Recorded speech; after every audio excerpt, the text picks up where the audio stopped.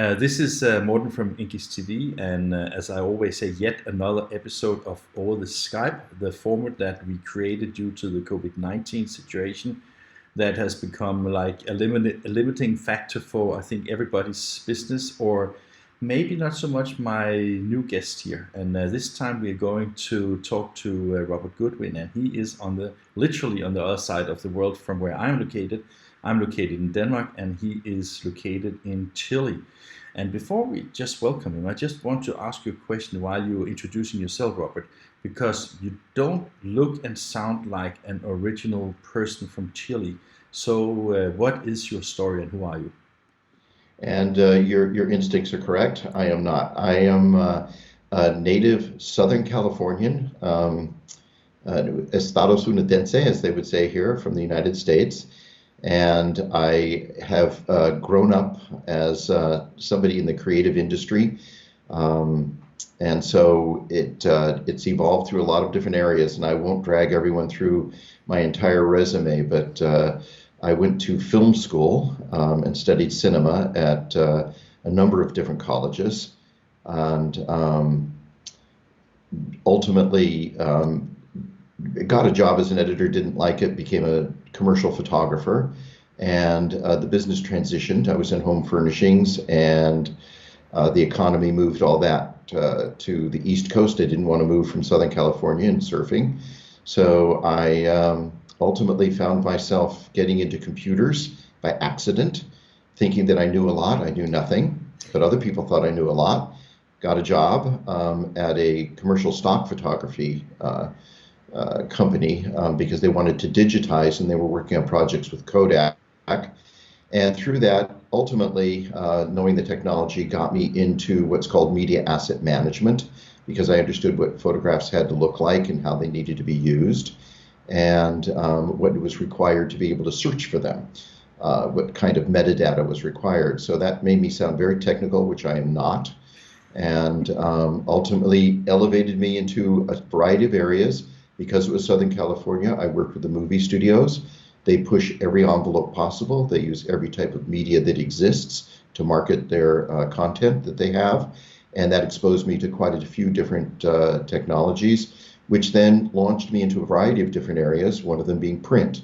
I felt that print itself was a technology that had become very old in terms of how it's marketed, how it's used.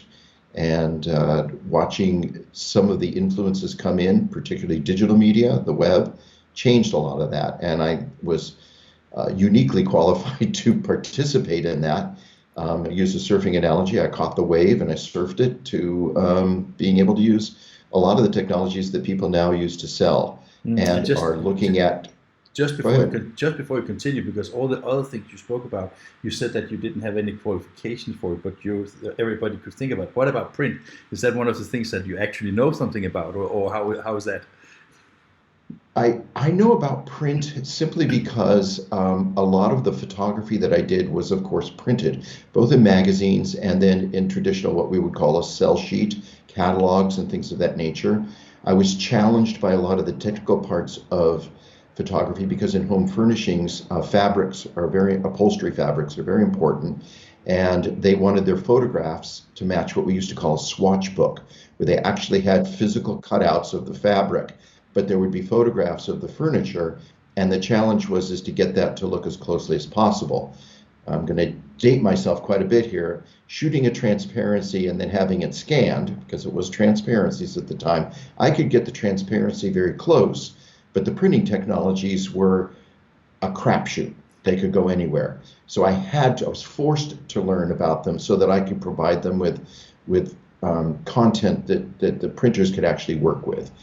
Colors like green were impossible for them to accurately reproduce. Moire patterns on heavily textured fabrics and things. So there was a technical introduction into print just as a matter of survival so that I could produce a quality product. Wow. Great. And the company that you have now, that is called the Render Press, and we're going to talk about that in more details in a moment. But the story that you tell about your journey, right?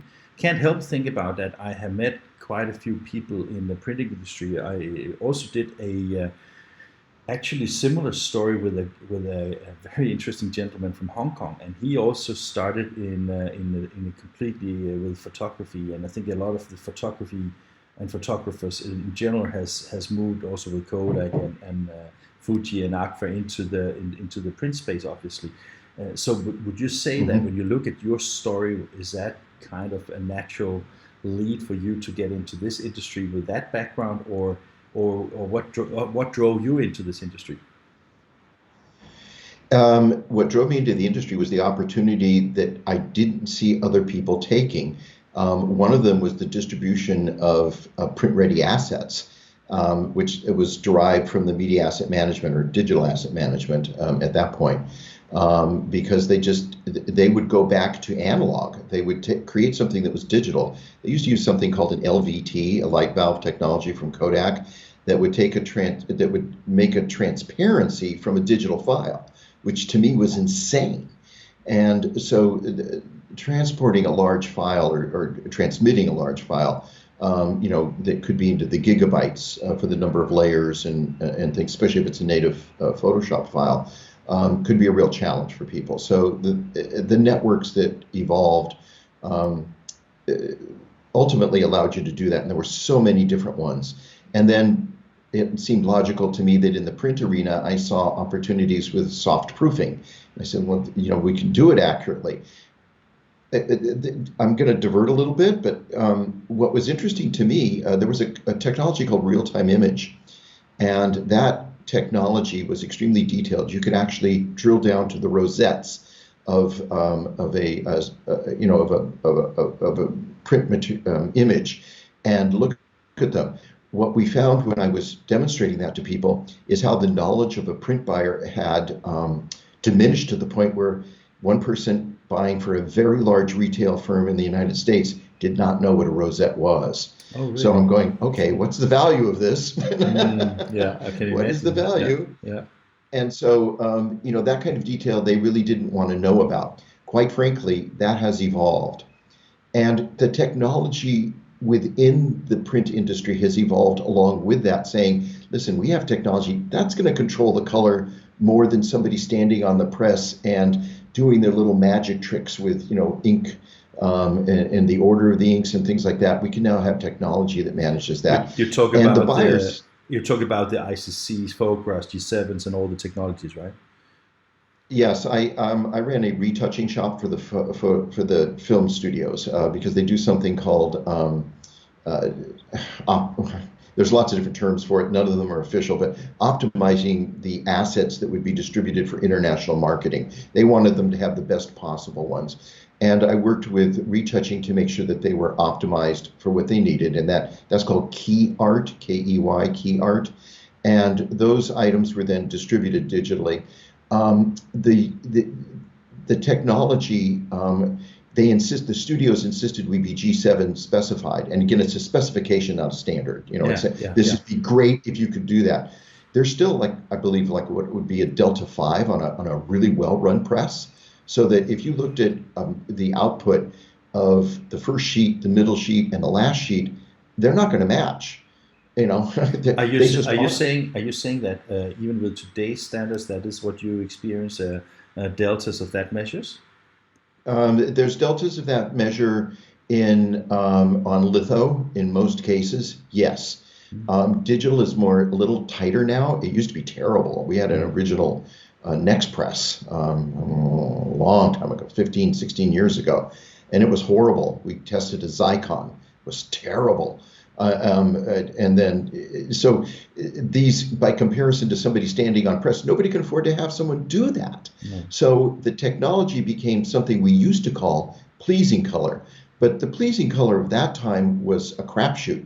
Now, the technology makes it pretty good. And the print buyers who don't know what a rosette is or could care less, they have technology covering them. It's their safety net that gives them acceptable color for how most people see it. There's exceptions to that. There's a very high-end print that's capable. There's a market for that very high-end print, but it is not the rule anymore. It is a very small segment. It's now a niche product.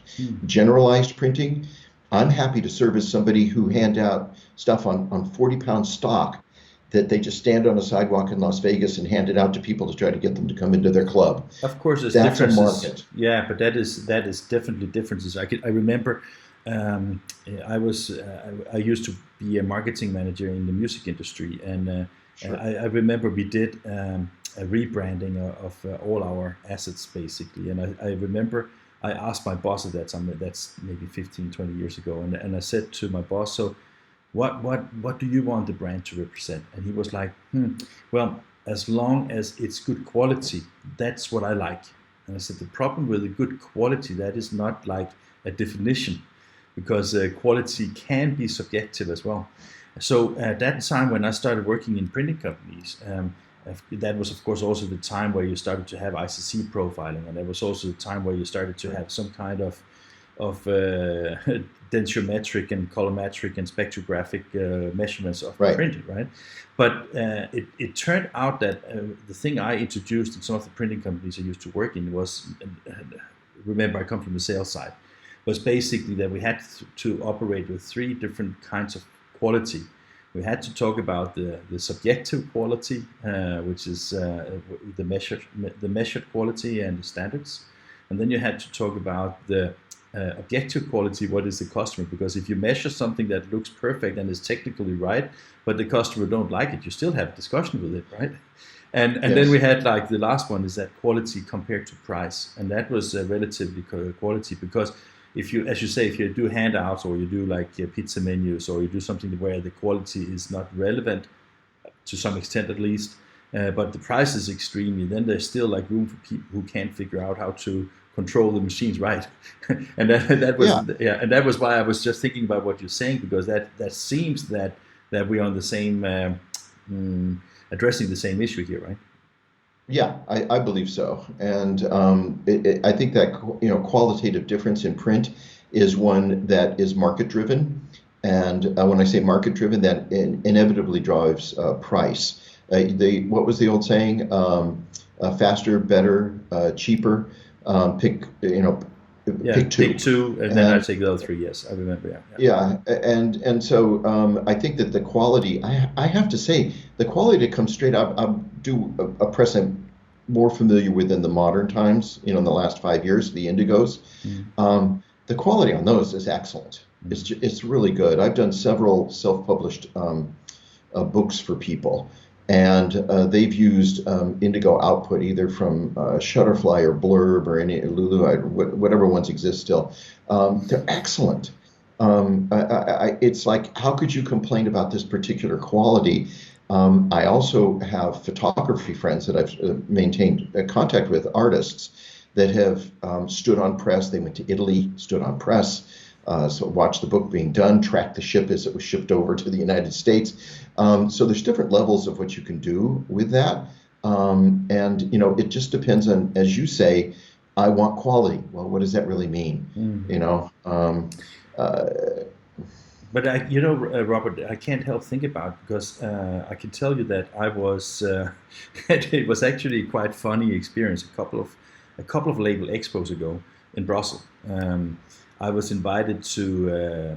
I can't remember the company, but they did some camera inspection systems for print, right? And that is in the same ball game as we're talking about here with the quality measurements. And they were like so good cameras, and they were so fast, and they were so everything, right? And I think right. that as I was a little bit tricked into that press event, I was feeling like, yeah, okay, I listened into it, and then I walked, because that is not really what English is about. But then an older gentleman, he stood up and talked to the entire management of that company and said, "You are the worst people on the earth. You're doing camera inspection systems that only serve one purpose, and that is to make sure that brand owners can get their claims towards the printing companies without no reason, because nobody can see the difference whether the label on that shitty product they are selling is any different from the."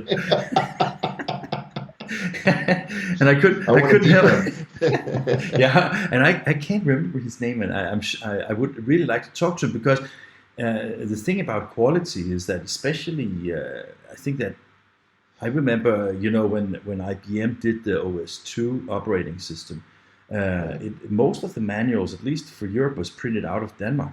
And I remember that I went to the printing company that did the manuals for Europe, and the tedious quality system for black and white books was so Yeah. ridiculous that you can't even imagine, right? And it's like, of course, you have to preserve your brand, and of course, you have to get things done in a professional, good way. But I can't help think about that sometimes it's become so ridiculous. I mean, does that ring any bells with you? Or do you disagree with me? I don't at all. One of the companies that I worked for in my very checkered resume was a company that specialized for healthcare companies. And in the United States, it's highly regulated, and there are materials that have to go out to people with information on them, something called an ANOC, Annual Notice of Change, whatever's changed in the program, and a variety of other evidence of benefits in EOB. All these kinds of books, they were printed. The reason why this company did it is they had a newspaper web press because the owner of it is very, very wealthy, very successful hedge fund manager, and he's very conservative, and he had his own conservative newspaper that he published. But that press, which ran exactly twice a week, was then filled with these booklets that needed to be done. I happened to come in when they were changing to digital because it was needed some workflow advice on some things. But those are black and white on newsprint, for God's sake. It's just one color. It's black on newsprint. And the requirements were more for justification that the address was correct, because again, it's called HIPAA, it's PHI, personal health information. All of those factors were important, but they also used them for quality. And the woman in charge of this particular hospital group was old school. And when I say old school, she was my age. But anyway, she was old school printing, and she would check the shingling on it to Oh, make sure that it was shingled on newsprint. Like, who cares? But she was saying that that was one of the factors, and you had to address that when you when you responded to the RFP. Is how are you handling the shingling? Is your saddle stitching correct? Can you saddle stitch 128 pages? I mean, it was just insane things that nobody should really care that much about, but they become the determining factors. A very odd focus when you say subjective quality. I don't know why they thought that that represented it when the other part of the company that I was working on was the part creating the digital portal, feeding their portal so that these could all be PDFs that people could download instead of printing them. And it's like, I'm going, okay, I don't see you being in your job much longer. no, no, no, that's true. Well, interesting story. I need to talk to you about a few other things before we also talk about Sure. Renterpress, because I think the first time I met you, and I don't think we have ever met in person, right? No, we have No, not. no. Well, if we did, it would have been at one of the major Trade trade shows, shows, but yeah. Drupa, Graph Printing United, Expo, Graph Expo, whatever. Yeah. Okay, but yeah, so when I think the first time I recognized you again, because you were a frequent visitor, was to the Crown Pub in the UK. And right. don't you have any pubs in Chile since you have to go to the British ones? Oh, there's plenty. They've been closed down because of COVID, but for the last 6 months. But I'm not that much of a drinker. Here is my purified water, which is what I tend to drink. But yeah, there's plenty of drinking here, and it's something called a pisco sour, Yeah, I and know I the pisco recommend it. sour. Yeah, yeah, it's good. Yeah, there you go. Yeah, But I was one's enough for me, but I've seen people drink three, and I don't know how they walk. okay. I'll take one as well. But Robert, I was more thinking about why you are attending the Crown Pub, because I mean, I think it's wonderful, and I think it's great, and I think you're a wonderful contribution to it. I was just wondering, what is particularly interesting with the Crown Pub in your opinion? Well, I see the UK, or saw the UK as a market. I didn't think that they were going to vote to do Brexit. I was wrong. I can't believe the support that Brexit has. I was wrong about that as well. And I thought it would be an interesting market for a trade site like Renterpress to get into. I'm actually an active member of IPIA, with Brendan Perring, and it's I can't participate as much as I would like because of the travel restrictions that have been in place. But I've been to the UK twice to meet with them and be in some meetings, met several interesting people. And Kelvin is one of the people that I met, and so I ended up being invited to the Crown Pub, and so that was great. As a market, I'm suspicious of it at this stage. I think they're very insular. So that was my interest in the UK and participating in the Crown Pub. Frankly, I always need education. I always need to understand what's going on. And the United States is naturally isolated from a lot of other cultures, even as close as Mexico or Central America. Even though there's a huge influence of it, it's still very Americanized. And I wanted to learn more about the UK culture because between you and me and anybody who sees this video, I have difficulty understanding some of their logic on how they like to do business. Some parts of it sound brilliant. In Europe or in America? In the UK and in Europe. Europe, I understand. That's what gets to me. It's commerce. I get it. There's cultural differences, but they all do business. They've always done business with each other, and so they negotiate. I guess that's the key issue, is they work things out to make it work for both people. Not always fairly, not always civilly, but ultimately they do business. I'm curious about that. So where does that differ from your perspective? Because I mean, since I'm a European, I don't see that difference, and that's why I'm a little curious. Because now you want to learn by participating in the event. Now I want to learn from you. What is the difference in your opinion, or how does it express itself? Well, it expresses itself. I think that's an interesting way to put it. Expresses itself. It's one where they want to know what it is that you do that distinguishes your product. I'm going to narrow it down to product, but basically it's how you do business. And in the United States, it's quality and price. Those are the two balance points of what you're doing. And I think that that's something that was attractive. I think, particularly in the German market, is something that people responded to. Less so in the French market. I've not been able to penetrate France one bit, but we do some business in Germany and in the Czech Republic and in the Netherlands. So when I never know if I should call Holland or the Netherlands, but yeah, anyway. I say both. In Danish we say Holland, and then I think the right word in English is the Netherlands, right? Yeah. But and did you, by the way, knew that it was once under the Spanish crown? Yes, I did know that. Yeah, I was told that by someone who tried to explain the history of Holland to me at Drupa. It took about 2 hours. I mean, you can imagine if it was like Portugal or something nearer to Spain, but the Netherlands, it was a little bit strange to me when I realized it years ago. Well, the thing, I still don't understand what you're saying 100%, Robert, because you say that in America it's price quality. So you say that when you do business selling print in the US, it's easier because you know the parameters and that they are kind of straightforward parameters in your proposals and the way you do business, and you find that it's different in Europe on that perspective, or how I still don't understand where you see the difference. Sorry. Well, I don't know that it's all that different in the end, but the United States is marketing sensitive. Yeah. So there's messaging that you put out and they respond to it in a certain way. And I've exhibited a skill of being able to communicate well. And so there's been some success around that. In Europe, it's a little bit different. What they're interested in is less of the messaging. It's like messaging is entertainment to them. And that's why it's opened up, and there's, if you will, commercials and marketing that are more like, you're going to have fun watching this. Oh, and by the way, we sell this product. And so it's a little bit different.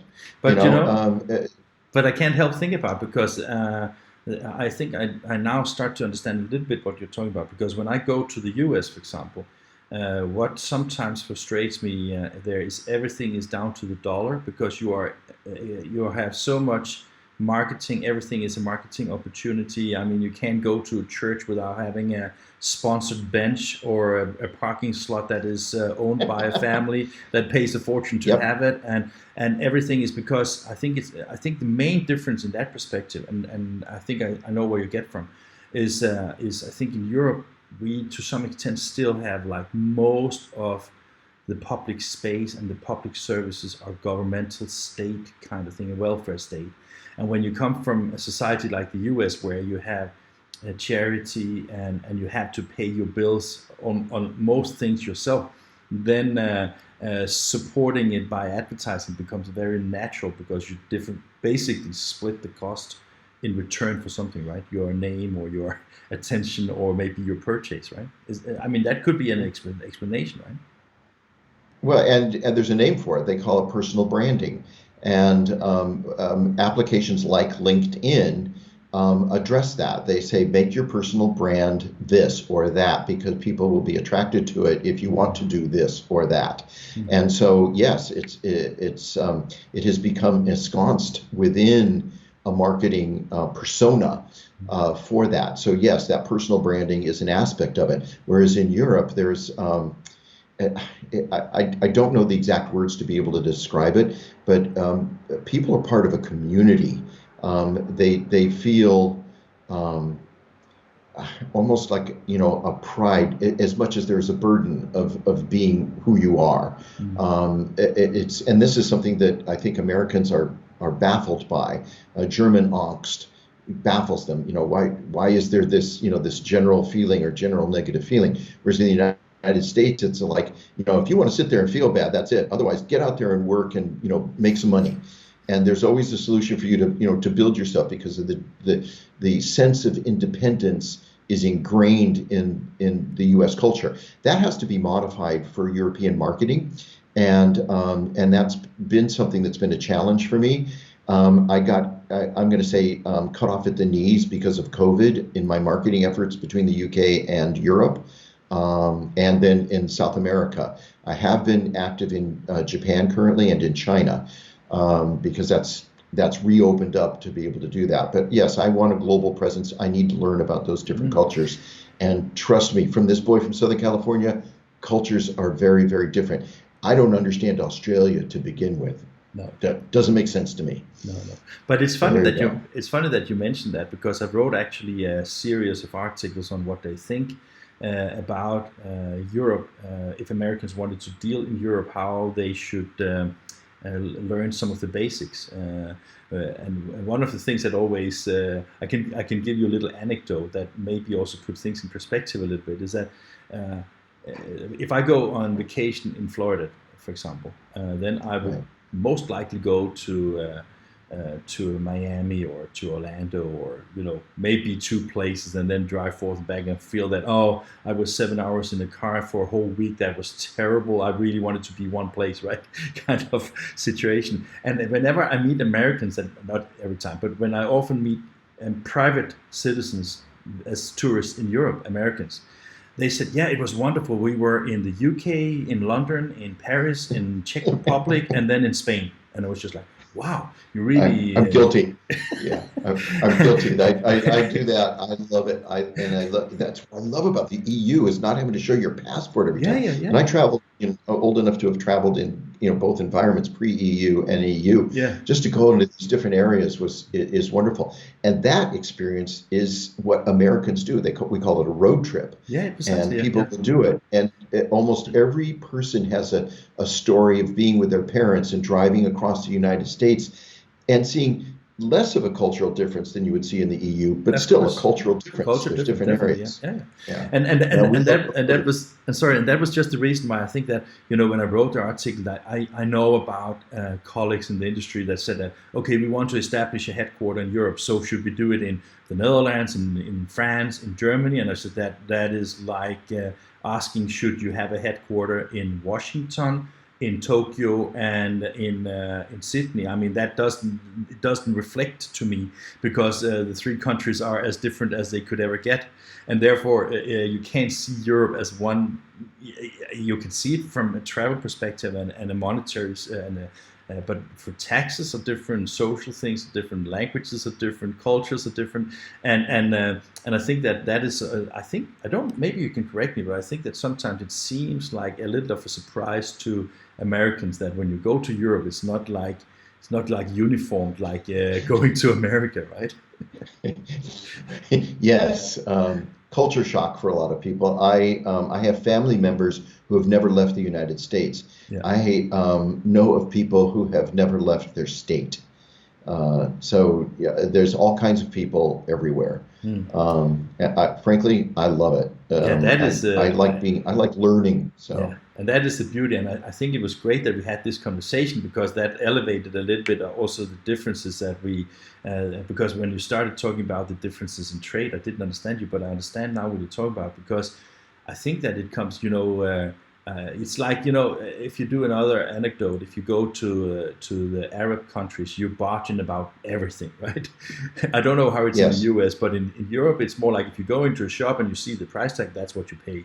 You never barge in unless you are in a market, of course, right? And that is, again, the cultural differences, again, religiously, skin color, origins, everything like that is just, I think that is a wonderful spice to experience the world. And as much as I love to come to America, I love as much getting back home as well. I think that goes for everybody, right? Robert, that was great. We have spent a lot of time, and we need to talk about Rent a Press as well, because that is is that what you make your is that your living now, work-wise, or is that just a side project? Well, quite frankly, it is a bit of a side project. I have a couple of different interests that I'm working on. Most of them are internet-based at this stage because I've gained so much knowledge over the last 6 or 7 years.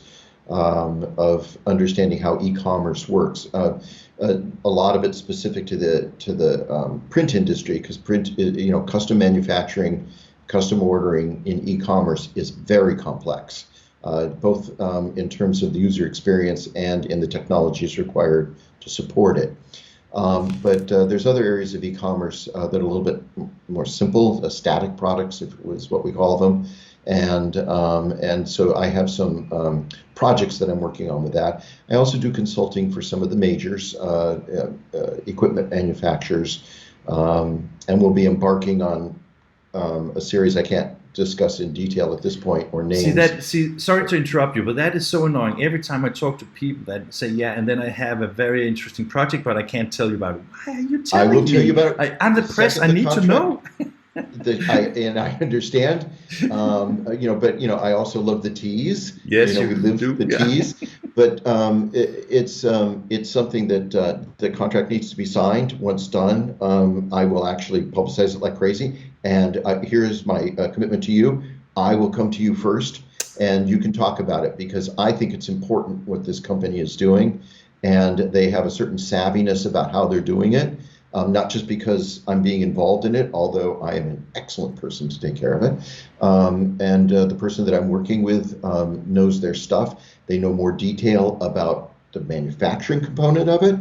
I believe I know a little bit more about the marketing. He would disagree because he has excellent marketing experience.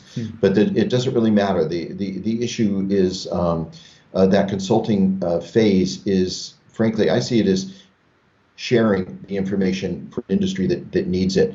I'm a businessman, so it's a business venture. But the fact of the matter is that there is so much knowledge that is contained within the industry that is not shared, that needs to be for it to survive. Now, this is something that I've mentioned before, particularly in the Crown Pub when it comes to manufacturers, because there's several manufacturer representatives in those discussions.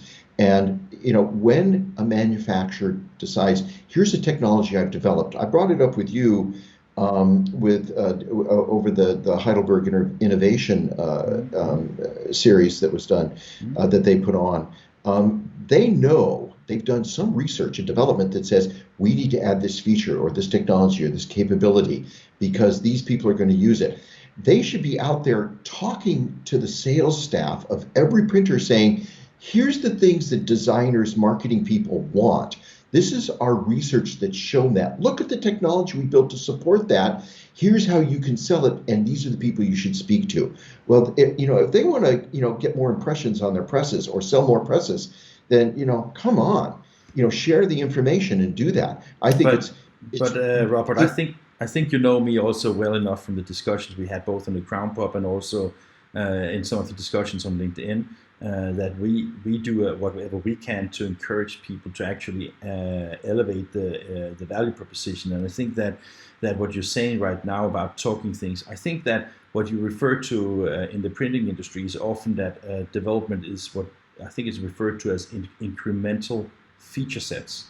And I think that I remember when I used to work in the music industry, it was like, okay, brand X, they have 88 keys, so we need to have 89 keys, and they had 7.5 watt speakers, so we need to have 8 watt speakers. Instead of delivering exactly what the customers wanted, and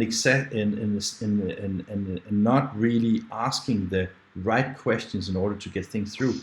And I think that what you're saying right now is I don't know anything else what you just said, but it sounds like that if what you're doing with your new project is about communicating also the value propositions of what's possible, so we can get more orders on print and machines. Then it's something that can elevate it, and that can elevate the print. Yeah. And I would love to hear that story, because that is what we have been trying for 7 years, and we're not there yet, but we have plenty of ideas. Let me be honest about that. Well, I hate going negative. I'm generally a positive person. I don't believe in the negative sale. Let me put it that way. Like saying that guy's really bad, you should buy from me. I don't believe that. I believe the other guy's probably got something really good, and that's why you're interested in him. Yeah. But I have to say that printers are their own worst enemy. Oh yeah. They want to hold things secret. They've come from a black magic box world of, I can make your color better than anybody else's, but I can't tell you exactly how I do it. When we know they're all using the same technology. There was a guy in the industry in the States. Oh, I didn't know that. I thought they were different, all of them. Sorry. Yeah, a little bit of sarcasm goes a long way. But the fact is that what was the guy saying? Joe Webb, Dr. Joe Webb was, does analytical things. And one of the things that he said is no printer will buy technology until his competition down the street buys it. Then that's an easy sale. And that's what the sales guys do for manufacturing, is they run down the street and say, hey, I just sold one to that guy. You should buy one because he's going to have it and you're not. And, if it, they all just put ink on paper. I mean, at some point, and they might have a die cutter. You tell me what's different. They have a die cutter. In that perspective, I can tell you a funny thing, because I think I read an article a week or 2 weeks ago about the Lander and lithography machine. And it was funny because it was joking a little bit about that eventually the digital wonders, they get very analog, because at some point you need to hit the ink on paper, right?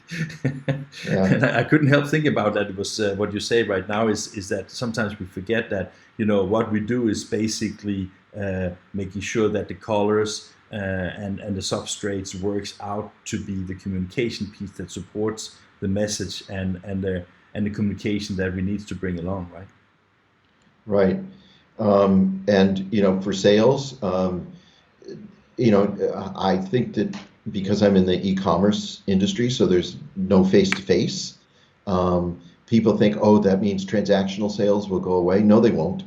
There are things that need to be worked out. There's knowledge that printers have they can bring to the buyers that helps them get the best deal. There's engineering approaches that a buyer's not necessarily familiar with, particularly if they have a very creative marketing department that says that we'd like to try this. Then the print buyer's running around trying to say, how in the world am I going to get this manufactured on budget? That's where the transactional salespeople come into play. They're knowledge distributors, and that's the kind of thing that people have to understand is that sales has to evolve along with the technology and along with the market demands. And that scares people because they say, no, I know this guy, I've known him for 20 years and I always get his work. He always saves the best parts of the campaign for me.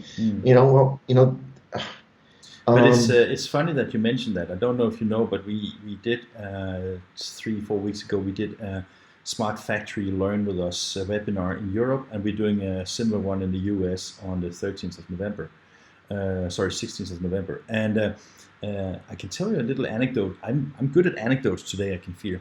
I was a member of a Facebook group in Denmark where it was like the Pressman Facebook group.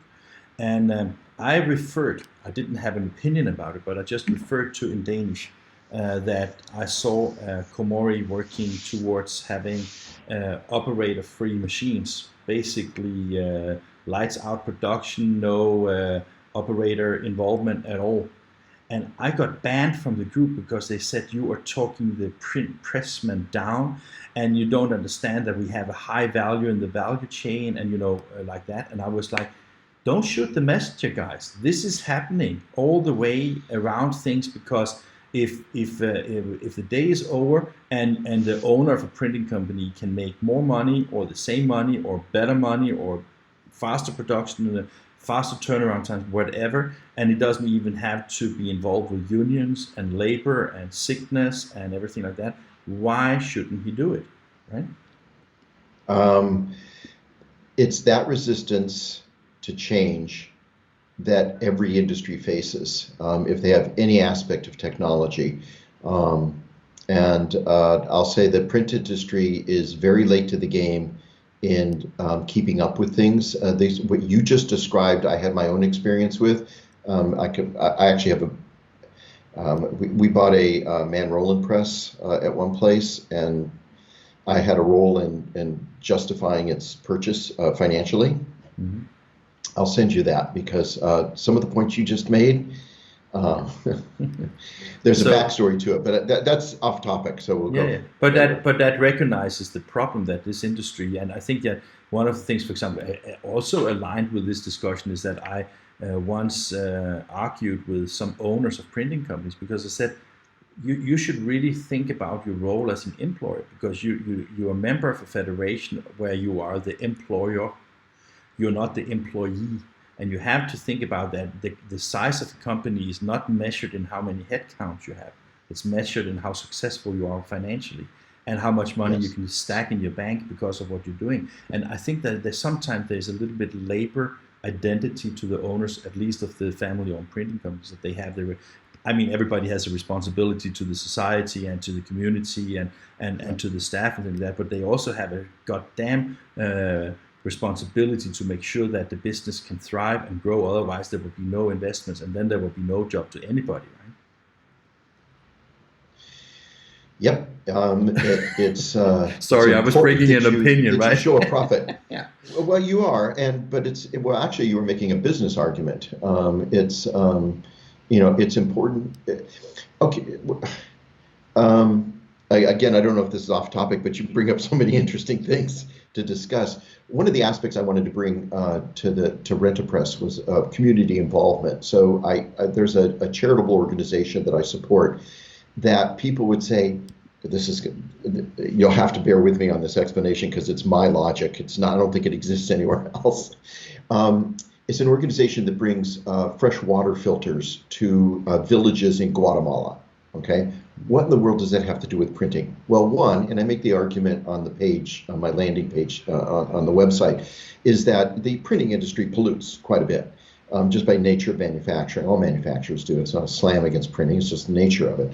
But the reason why I chose Guatemala and that is that way back when one of the studios, I'll say it's Disney, asked very much, we need to have green practices. We want to know if you have green practices for all our outdoors. They bought tremendous amounts of billboards and building what they call tall buildings and things. And we want to know what happens with that. We want to make sure it's green. And I said, well, the material itself, after research, I didn't have it off the top of my head, the material itself isn't green. They said, but this company is pulling all when they take the stuff down, they're taking care of it. They're recycling it. Okay. And I said, well, not necessarily. Um, and what I had heard from some of the people who were their competitors, they said, look at these pictures. And they sent me pictures of posters for the movie studios. Disney was one of them. They were all there, but Disney was one of them, where they were used as tarps on these shanty towns, these small, poor villages to prevent from the rain. So, here's, a Disney movie that they've spent all this money to position an animation film, and it's on these poor people's shacks. So they said, this can't happen. It has to be recycled. That was their interest in green. Their interest in green was to protect their marketing positioning, not to protect the environment. So I thought, you know what? I want to protect the environment. I want to do something for these people that's better. So that was my logic behind it. That's, very stretched and all that kind of stuff, but it's been fairly successful. We contribute to it. Some of my customers have. They haven't made a lot of money on it, but I think that sense of global community involvement, because I want Rent to Press to be global, is I have to be able to say that with honesty. I give a shit about the world. And I give a shit about the people who live in it.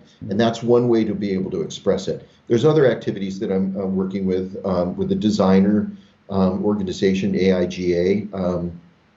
It's an international group. They have a scholarship fund for young designers to go to school, learn new skills, do different things like that. And I'm working with them. It's on my website now, and they're coming out with a rebranding, so that'll be part of the marketing effort, because graphic designers are elemental in printing. Yeah. So, this is the community participation that I think is important. I'd like to see a lot more of it going on, honestly, not just exploitively, if I can say that. Yeah. So. You got your opportunity to talk, and I think we could have been continuing forever. And this is, we have now been talking for 47 minutes. So, wow. Wow, that went fast. That just flew, right? So Yeah. I'm sorry that I didn't get a chance to talk more about Rent to Press, because we are running out of time now. But I would like to, at some point, not this week or next week, but soon, schedule a new conversation with you where we could talk a little bit more, because you have a lot of interesting points of view, and I think it could be interesting also to learn about what Rent to Press is. So this is an open invite to talk at another point if you like to. So what you say, Robert? Are you game for that? Absolutely. I accept your invitation. Okay, cool. So for the audience that have stuck for now soon 48 minutes, thank you very much for listening into this conversation. I think it was brilliant. We touched upon a lot of interesting things. And to you, Robert, it was a pleasure. This is actually the first time that we have time to talk one-on-one with each other. I really appreciate your time, and I think it was wonderful talking to you. So once again, thank you very much for being part of Inkish content. So yet another episode on over the Skype. So thank you, Robert. Thank you, Morten. Thank you very much.